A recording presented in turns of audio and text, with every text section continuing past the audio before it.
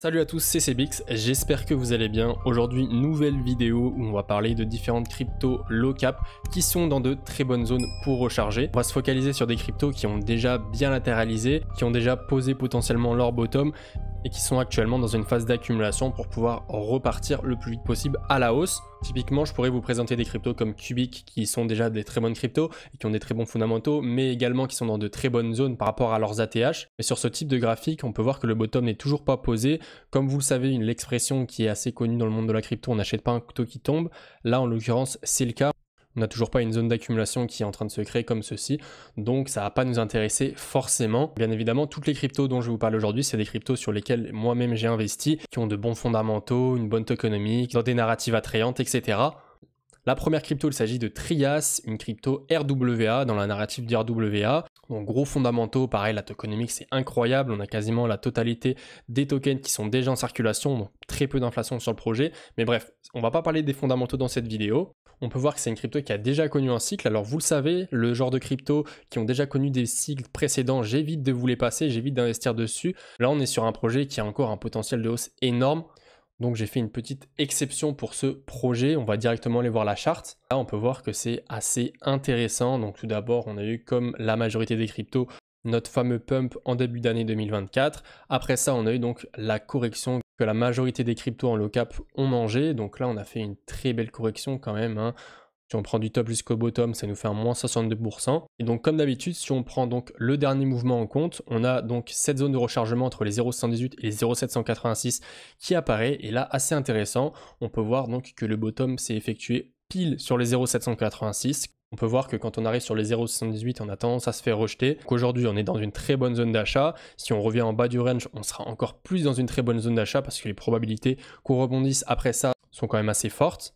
Maintenant, si vous voulez prendre encore plus de sécurité, attendez qu'on sorte du range et qu'on sorte des 0,78 et qu'on clôture quelques bougies en daily, voire une ou deux bougies en weekly. Ce qui serait intéressant, ça serait même donc de sortir de notre zone de rechargement, faire un joli pullback dessus pour repartir et construire notre tendance haussière. Niveau RSI, pareil, c'est plutôt bullish, on n'a pas de divergence certes, mais on a un RSI qui décolle plutôt pas mal, et même si on se rapproche des 50 de RSI, c'est-à-dire dans une zone plutôt neutre entre la vente et l'achat, ça reste une très bonne zone d'achat, parce qu'on peut voir que sur le RSI en daily par exemple, on est toujours dans nos bottoms, et c'est mine de rien assez rare, à part en période de bear market, qu'on vienne chercher ces niveaux-là. High-tech, pareil, crypto assez intéressante dans le domaine de l'intelligence artificielle, je vous en ai déjà parlé plusieurs fois sur la chaîne YouTube.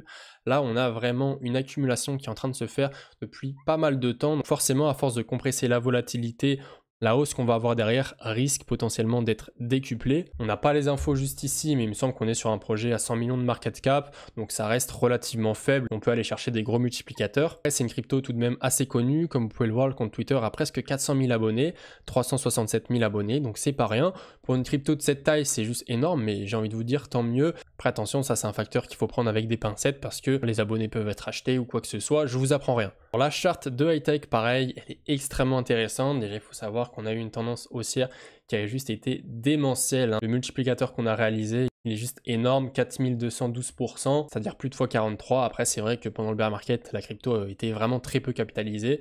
Mais par la suite, bien évidemment, on a fortement corrigé, ce qui est normal forcément, la hausse est proportionnelle à la baisse. Donc on a réalisé un moins 70% jusqu'au bottom. Et là, on consolide donc depuis pas mal de temps, depuis début avril. Alors on a plusieurs points à voir, d'autres plutôt bullish, d'autres un petit peu plus bearish. Tout d'abord, il faut savoir qu'on a cassé donc tous les niveaux de la zone de rechargement, les 0,78 et les 0,786. Donc ça, c'est pas quelque chose d'incroyable parce que forcément, quand on va devoir réintégrer juste après, ça va nous faire des résistances en plus. Donc on va devoir passer une première résistance au 0,786, une deuxième résistance au 0,618 pour atteindre finalement notre ATH. Maintenant, au niveau des points bullish, déjà on a un triangle de compression qui est vraiment très clean, hein, et qui est sur une grosse time frame puisque ça fait presque 2 mois qu'il est déjà en place. Et on peut voir que récemment, on vient de le break à la hausse. Alors c'est pas un break qui est vraiment décisif parce que la bougie n'est pas énorme, mais on va voir donc finalement la clôture ce soir et dans les prochains jours, ça va vraiment être décisif. Pourquoi pas venir dans un premier temps aller chercher les 0,78. Calculer la performance du triangle de compression, ce qu'on va faire, c'est reporter donc le début du triangle à la fin, et là normalement on a notre performance, et ce qui est plutôt intéressant, c'est que ça nous emmènerait en dehors de notre zone de rechargement, donc c'est-à-dire qu'on aurait passé toutes nos résistances. Donc ça, pareil, c'est quelque chose de plutôt bullish, et ça nous ferait une belle performance de quasiment 50%. Un autre point très positif, c'est au niveau du RSI, on peut voir qu'en daily, on a un RSI qui monte, donc de la puissance acheteuse qui arrive sur le token, alors que le cours est plus en phase de baisse qu'en phase de hausse. Donc on a une petite divergence, même si elle est relativement faible, et ce qui est important, c'est qu'elle nous tient depuis pas mal de temps, depuis mi-avril, donc ça c'est un point plutôt intéressant. Ça pourrait potentiellement décupler la hausse qu'on pourrait avoir sur le token. Donc grosso modo, si vous voulez rentrer sur high-tech, bien évidemment, en prenant pas mal de risques, vous pouvez le faire maintenant, mais il y a des chances qu'on réintègre le triangle, ou voire même qu'on casse donc nos derniers bottoms et qu'on aille plus bas. Si vous voulez prendre un petit peu plus de sécurité, vous pouvez attendre qu'on réintègre notre zone de rechargement, donc c'est-à-dire les 0,786 au niveau des 20 centimes de dollars. Et si vous voulez être vraiment sûr et qu'on ait très peu de chances de refaire un nouveau bottom, vous attendez tout simplement qu'on sorte de notre zone de rechargement au niveau des 0,26 dollars. Donc voilà, au niveau de high-tech, charte vraiment très intéressante, il y avait pas mal de choses à dire dessus. La dernière crypto dont je vais vous parler aujourd'hui, c'est Argo Coin avec le token AGC. Attention, gros disclaimer, parce que c'est une crypto qui est très peu capitalisée, donc forcément les risques sont vraiment décuplés, ils sont juste énormes si vous investissez dessus. Mais si on regarde uniquement graphiquement, c'est vrai que la crypto est plutôt intéressante pour entrer. Donc malheureusement, les listings sur les différents exchanges sont assez récents, donc en termes de graphique, on va pas avoir énormément de data. On va faire avec ce qu'on a déjà au niveau de la charte sur Lifecoin Watch.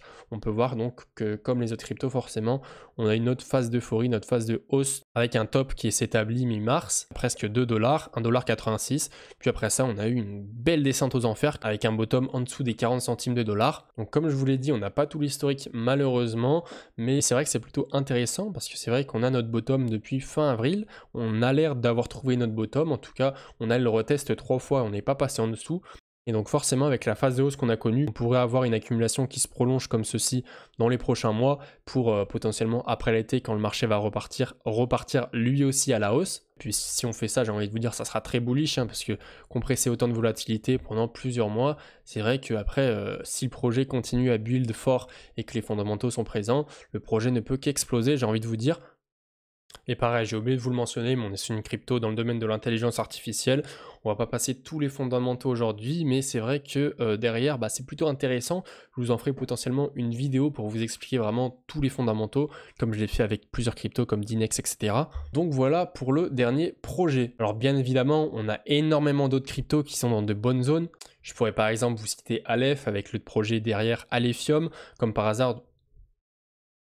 Vous voyez, on a eu notre phase de baisse, on est ratterri au niveau des 0,78 dans notre zone de rechargement, et comme par hasard, juste derrière, pouf, on rebondit relativement fort, avec une mèche qui était quand même assez puissante de plus 20%. Moi j'en ai profité pour me positionner juste ici, j'avais mis un ordre sur les 0,618. En plus de ça, on peut voir qu'on a une jolie divergence avec un RSI qui monte et le cours qui descend toujours, donc ça pareil c'est très bullish, c'est-à-dire qu'on a pas mal d'acheteurs qui arrivent sur la crypto mais que le cours ne le ressent pas encore vraiment.